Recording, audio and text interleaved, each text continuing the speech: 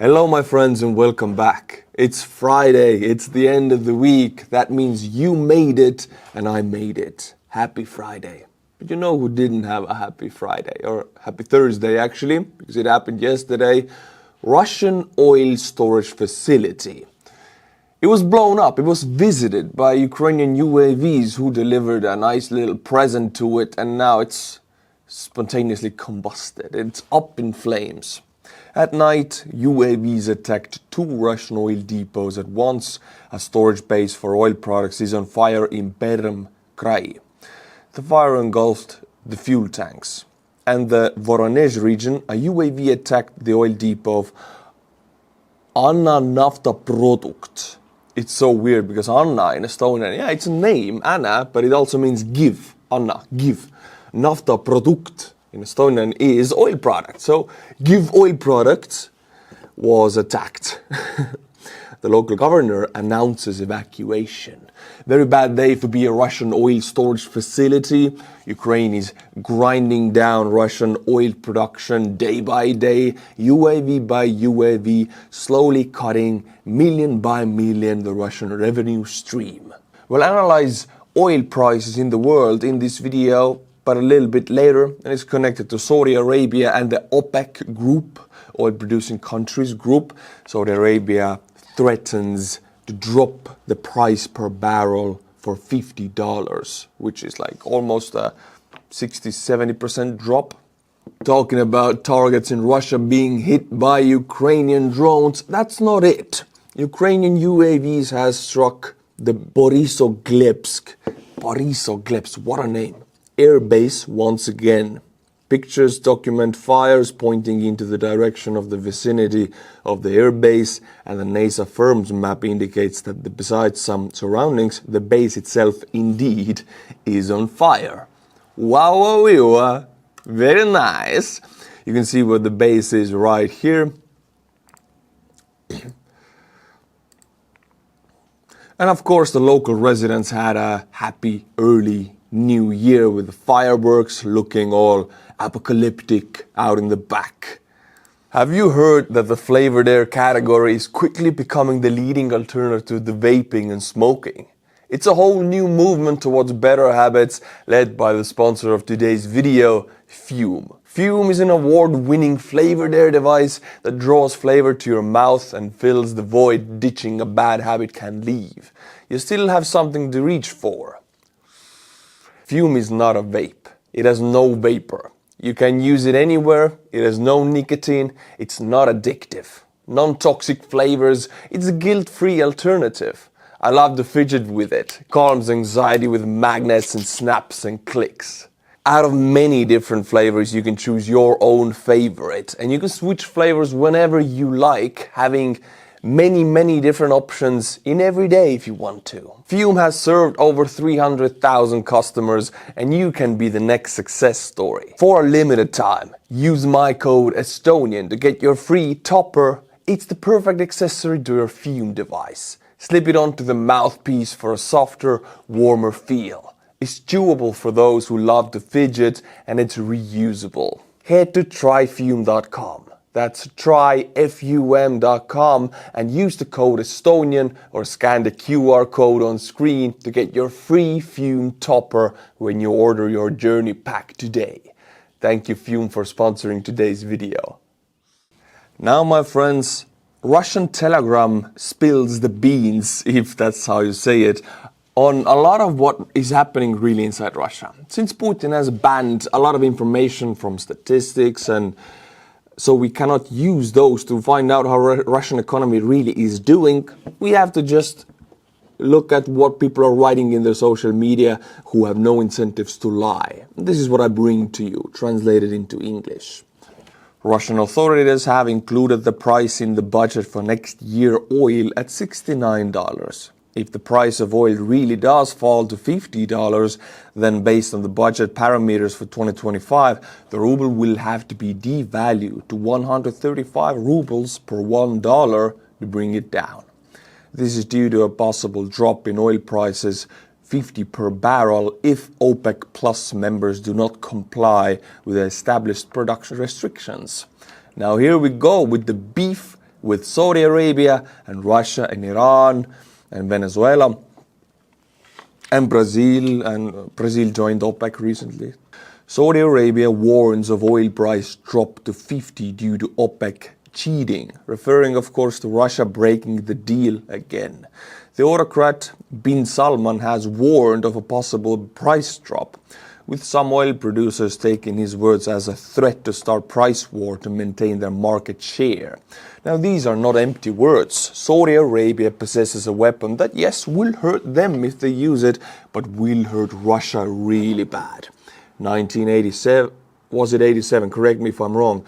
When the oil prices crisis happened in the 80s, the Saudis started an oil war with the Soviet Union, dropping the price almost 75%. Just overproducing, overflooding markets with oil. The Saudis did that for a moment.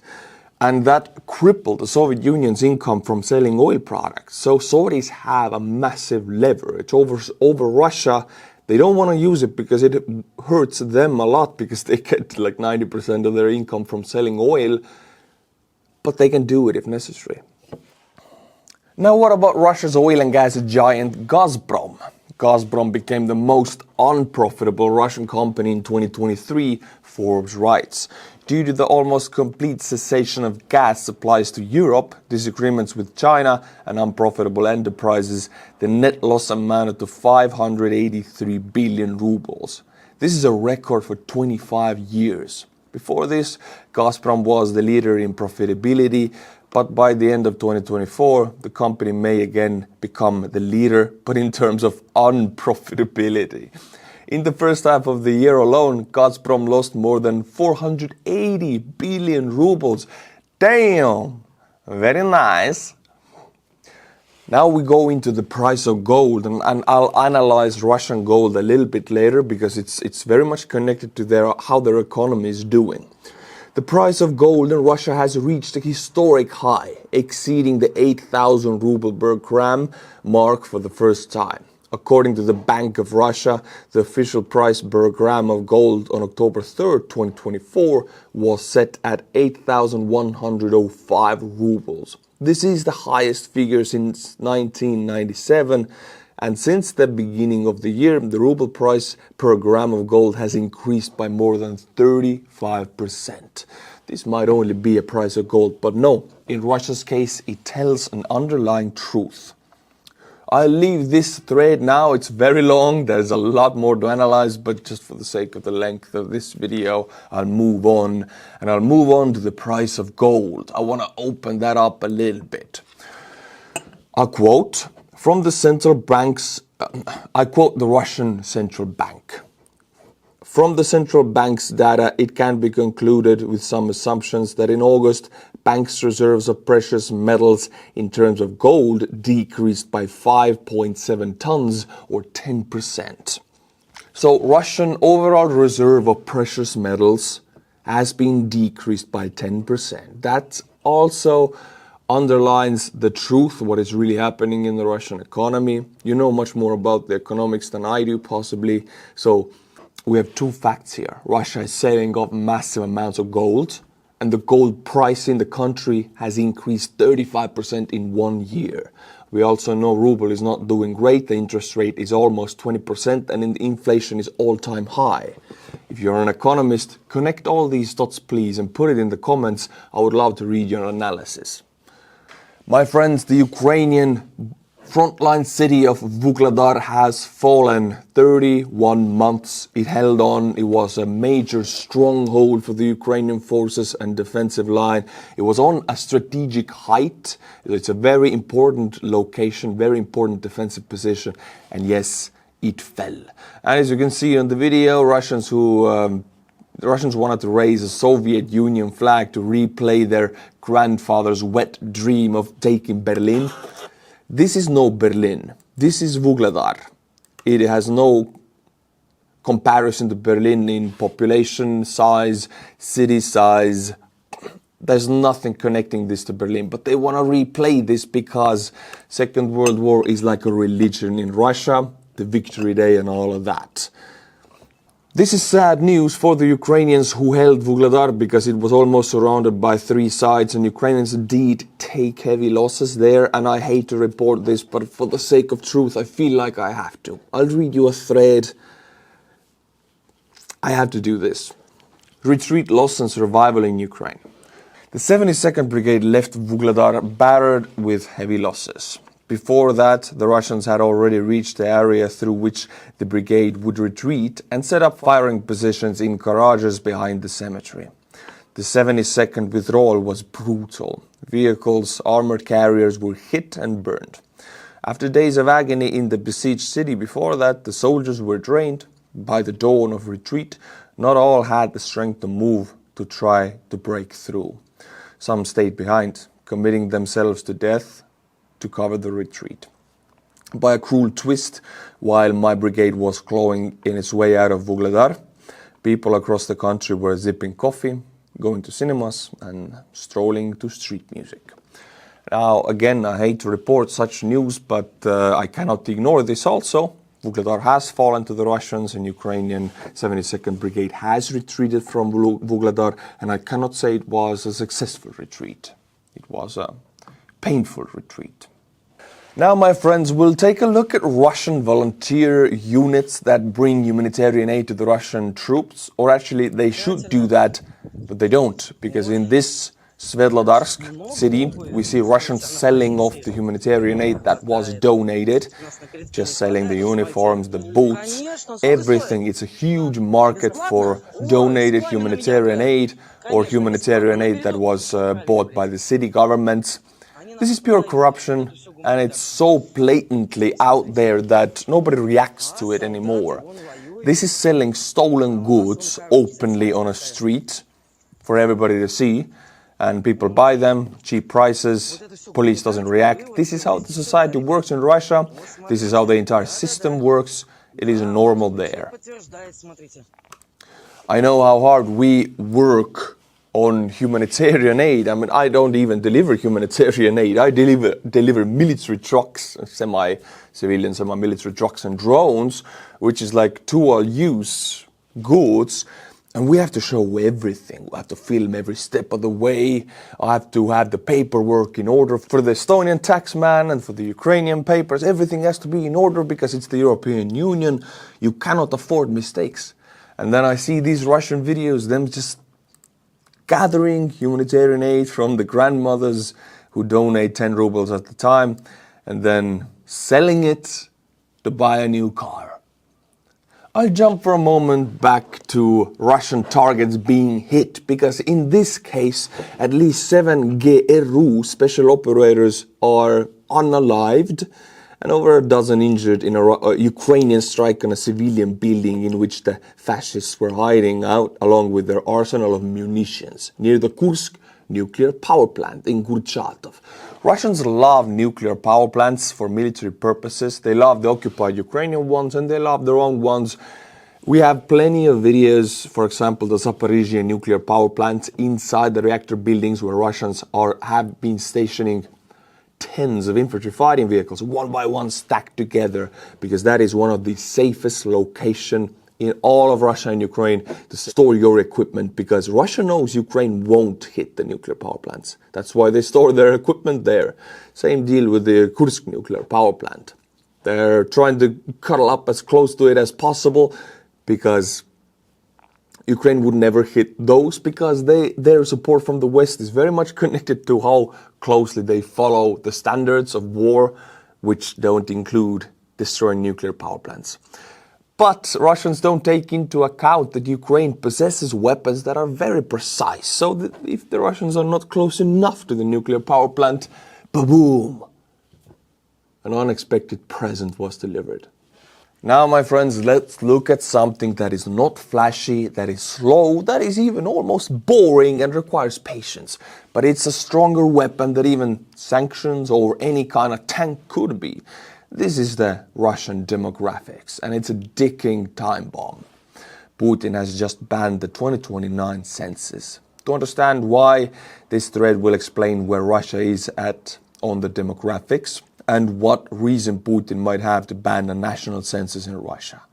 In summary, the statistics show that according to the latest Rosstat vital statistics and the World Population Review from 2019, for context, Putin has been in power since 2000 and has overseen the creation of a demographic time bomb. Russia is a multinational state, home to over 193 ethnic groups nationwide. In 2021 census, nearly 72% of the population were ethnic Russians and approximately 19% of the population were ethnic minorities.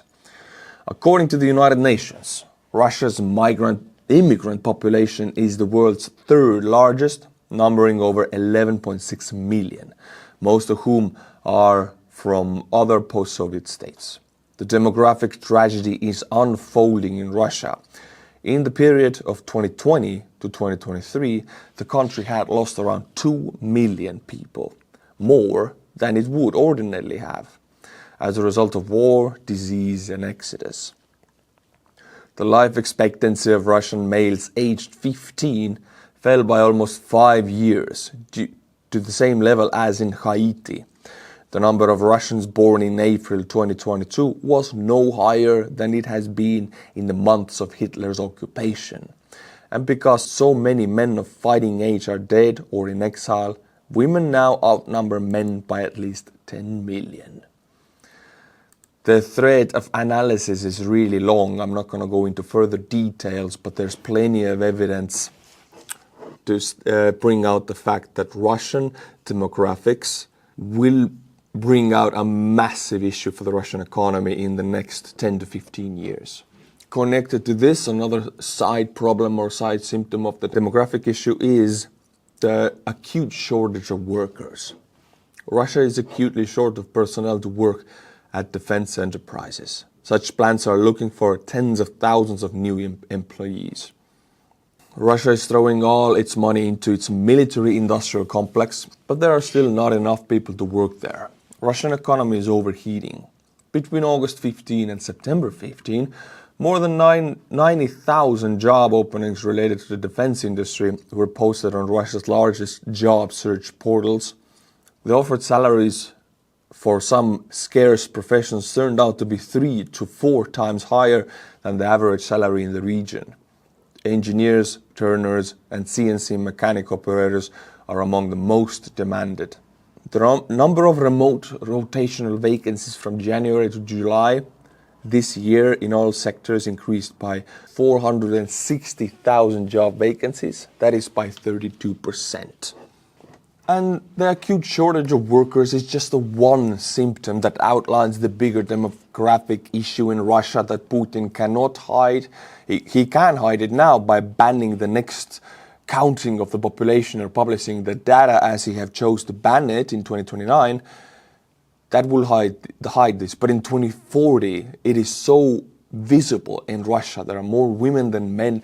Men life expectancy fallen 5 years if you're aged 15 to the same level as Haiti, which suffers periodically from one of the worst natural disasters in all of planet Earth, and Russia has the same life expectancy. I mean, Russia is falling deep into the groups of third world countries.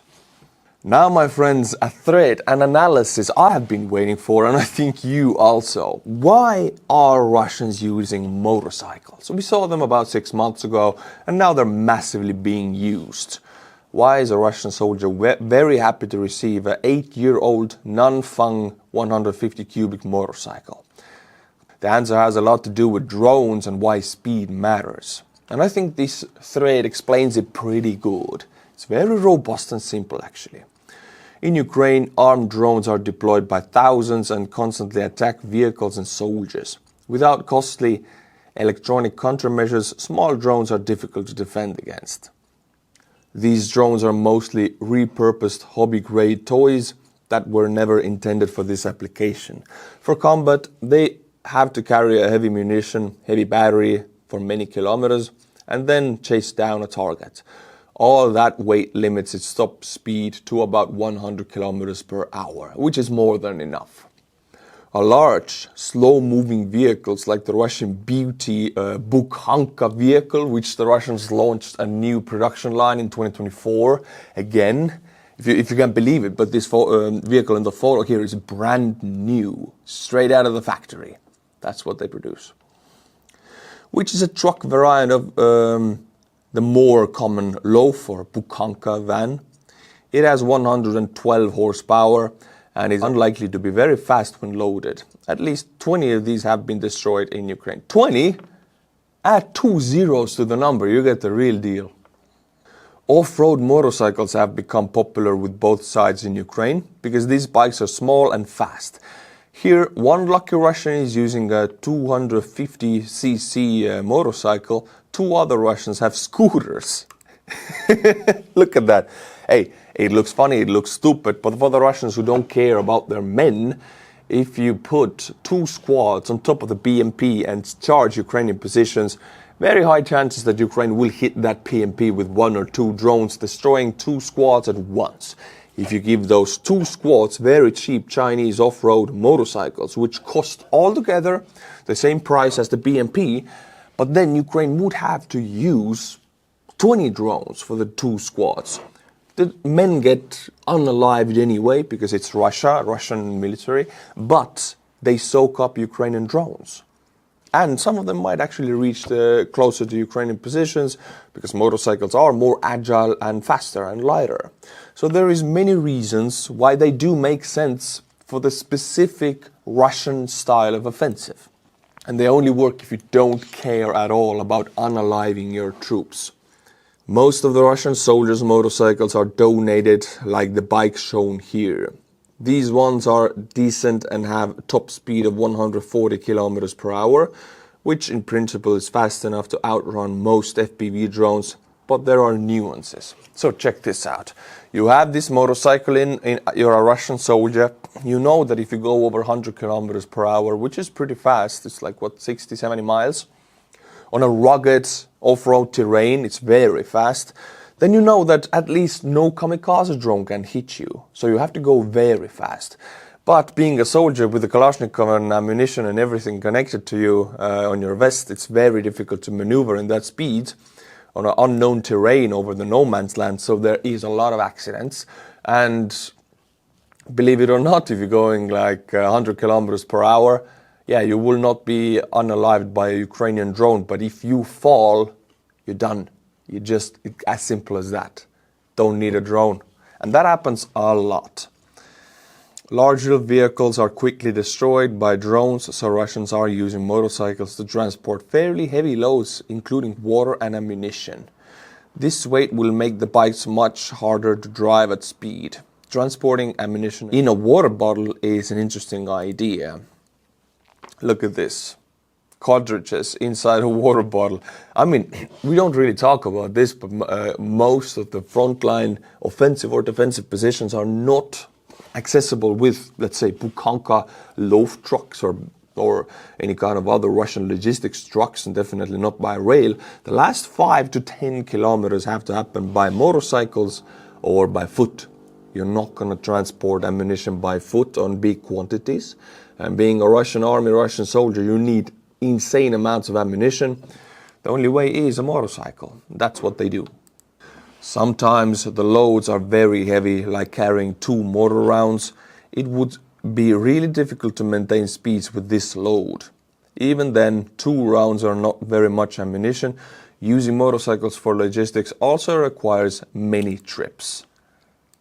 The roads are often extremely rough, as shown by these 3 frames taken from the Russian video. There are a lot of burned Russian vehicles and debris. When wet, this road will be muddy and almost impossible for motorcycles. Bikes are also fairly fragile, easily damaged, but not easy to fix. This one, a Chinese-made Champ, was damaged by a small anti-personnel mine. Spare parts and maintenance for these in a war zone will be difficult. I will correct this, they are impossible. The Russian also uses motorcycles on a front line for assault. Here, a Russian with a gun has a new, likely donated motorcycle. This bike is made by a racer who assembles these in Russia from random imported parts.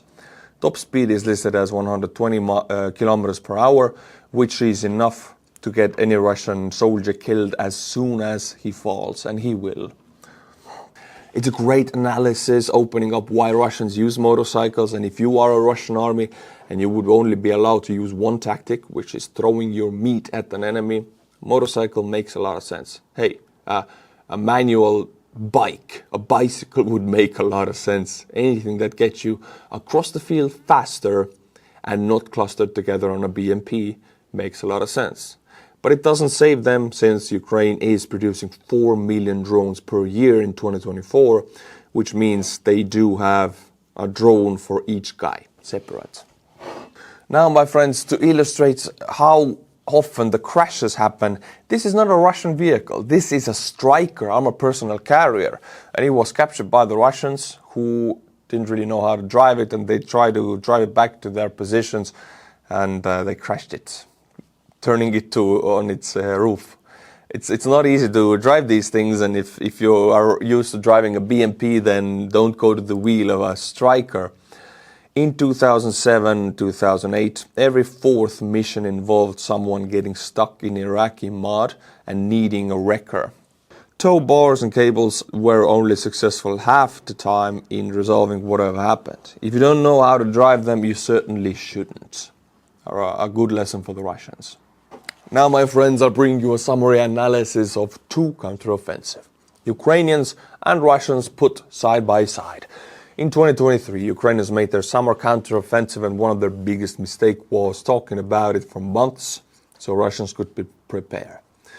They started it, and in 2 months later, we could say it was a failure. Then Russians started their counteroffensive, or their offensive, and almost a year later, we have the results for that also.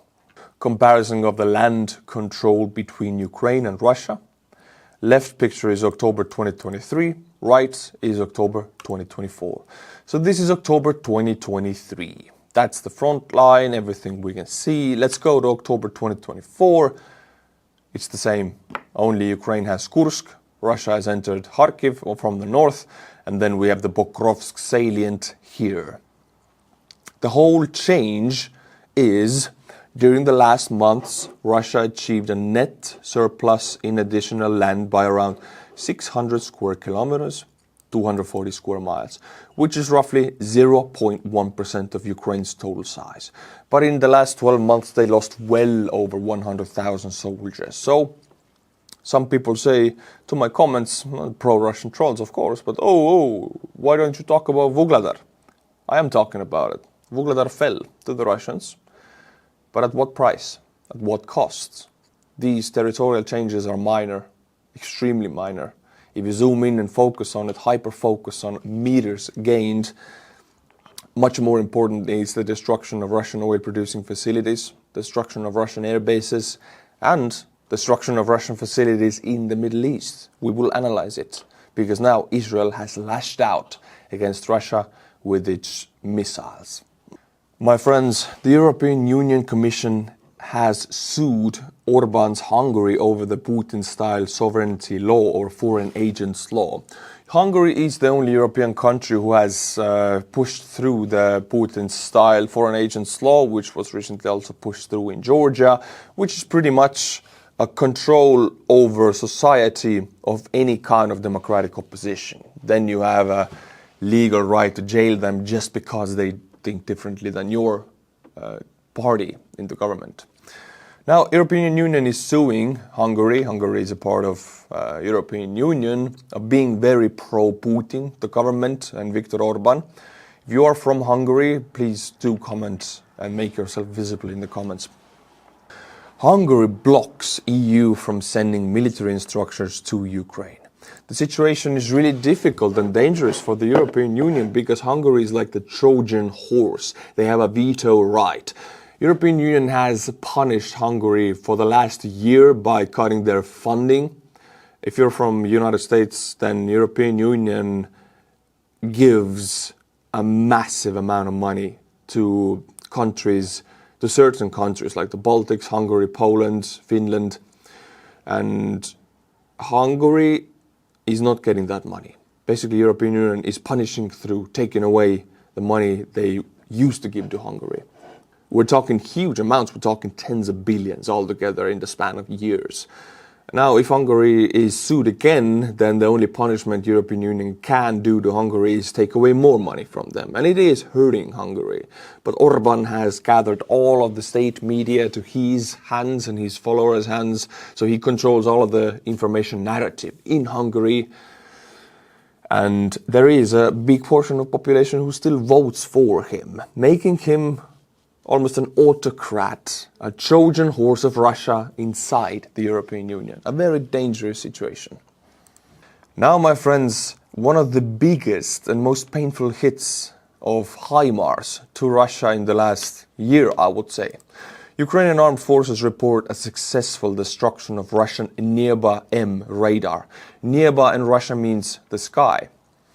Neba-M radar complex with ATACMS ballistic missiles. Each system costs an estimated $100 million, and now Russia has just 10 left. Russia claims Neba-M has a range of 3,800 kilometers and can detect F-22s and F-35 aircraft. Now, I'm not a radar expert, but it cannot detect an F-35. That's a funny one. I don't even think it can detect F-22. I mean, I still think F-22, although it's like, 15 to 20 years old, it's still one of the best fighter jets in the world. Very much comparable to the F-35's abilities. Correct me if I'm wrong. My friends, I present to you the first ever usage of Russian Fab 9000 gliding bomb in Ukraine. Look at the shockwave, look at the mushroom cloud. This is massive, massive. Unfortunately, Russia can produce explosives in a massive scale inside Russia that cannot be, destroyed with sanctions. So what they lack in precision guided tech, they can make up with sheer number of explosives. This is a 9-ton glide bomb. The Fab 9000 is a Soviet-made aerial bomb. Fab stands for Vuhledar aviaционная bomba, and 9,000 stands for the weight of the bomb in kilograms. It is one of the heaviest bombs of the Soviet Air Force and the Russian Airspace Forces.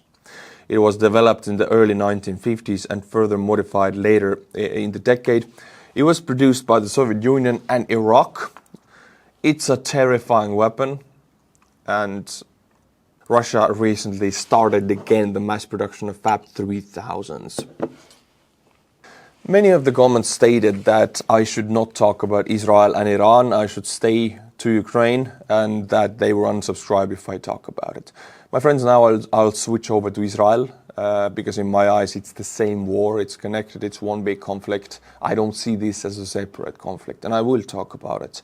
And if you want to go away because you think I shouldn't talk about it, then I cannot hold you back. Yeah, that's it. That's all I have to say. I will switch over to Middle East and Africa now, where I think it is still the Ukrainian war, still the prelude for the Third World War. Slowly, the civilized world wakes up to the fact that Russia's red lines exist only in fairy tales. Israel has just decimated Russia's Kyiv air base in Syria, an attack consisting of 30 missiles that Russian air defense was powerless to stop. A series of explosions occurred near the base, which reportedly targeted an Iranian arms shipment. This is part of Israel's ongoing efforts to disrupt H-Group weapon supplies through Syria. Though it's the first time the Russian base has been hit. The attack happened shortly after the arrival of the Iranian plane. The airstrike was confirmed by Syrian journalists and H-Group members. And here you can see the airbase, you can see the Israeli territory. You can see the Middle Eastern territory zoomed in. This is Kyiv air base, and the geolocated explosions are in the red circle. We cannot claim for sure they hit the air base, but it is so close, I would assume it is a hit. This is one of the biggest first hits of Israel striking straight Russian assets in the Middle East. Usually they do so with the Iranian assets, but now some Israeli red lines have been crossed and they are escalating also. In the last video, I covered Iranian missile attack against Israel. Well, now enough time has passed that we can assess the damage done by these missiles.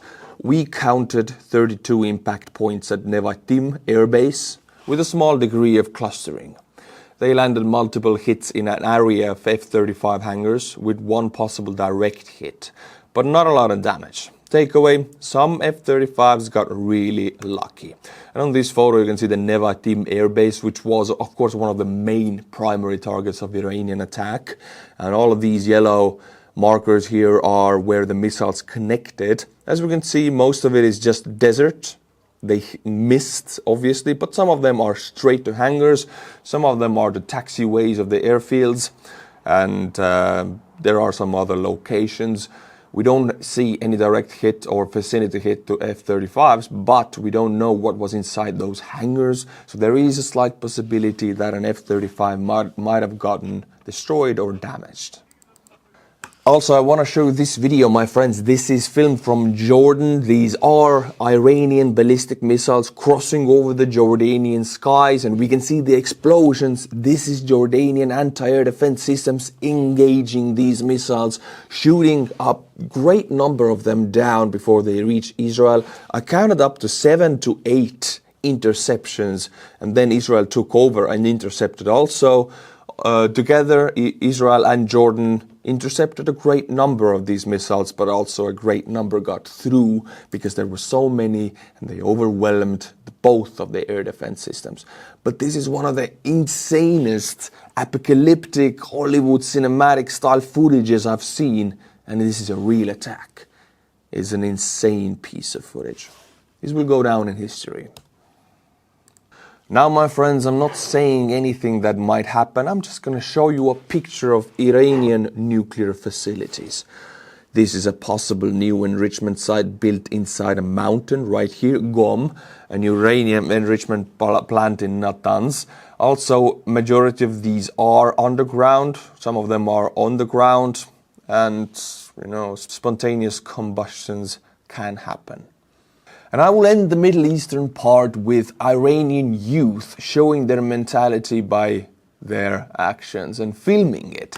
This is Iranian youth who are taking part in a new sports, which is knocking off the turbans of the Iranian religious dictatorship's clerics. And it's a national youth fun sports. They really love it, and they show their mentality with it. It's really awesome, and there's like endless videos about this. It's really awesome. A little funny to your Friday. Now, my friends, for the last time of this week, I get to do my favorite part of every video. That is giving credit where credit is due, giving credit and thanks to the monthly members and supporters of Buy Me a Coffee. You guys are the foundation of this channel. You allow me to do what I do and report also on Middle Eastern conflicts, because in my eyes it is one great war against the axes of evil. YouTube demonetizes these videos sometimes. Sometimes they don't, and these are happy days for me. But if they do, you guys are the great foundation of my work. Jose A. Alfaro 2. Skroda. Timothy and Dottie Makhen. Timothy Makhen. We have Timothy and Dori Makhen and Timothy Makhen. The entire family has joined the party. Thank you, family Makhen. Your support means a lot to me. Until my next video, my friends, which will be on Monday, so be sure to be back. Slava Ukraini, and bye-bye.